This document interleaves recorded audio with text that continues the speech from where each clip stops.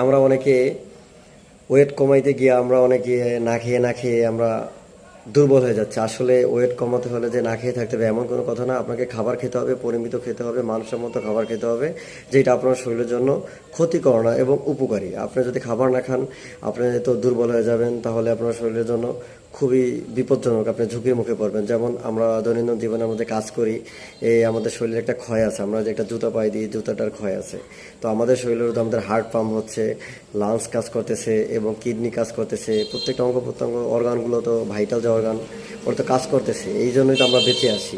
তো এইগুলা কাজ করতেছে, এগুলোর ক্ষয় আছে, আপনার খেতে হবে। আপনি কিছু না করলেও আপনাদের লাঞ্চ, হার্ট, এগুলো তো অবশ্যই কাজ করতেছে। সুতরাং এইগুলোর যে ক্ষয় হচ্ছে, এই ক্ষয়গুলো পূরণ করতে হবে, খেতে হবে। খাবার ভিতরে আপনার বাজে খাবার পরিহার করতে হবে। আপনি কার্বোহাইড্রেট খাবার এড়িয়ে চলতে হবে, বেশি তৈলাক্ত খাবার এড়িয়ে চলতে হবে, ফাইবার জাতীয় খাবার খেতে হবে, পর্যাপ্ত পরিমাণে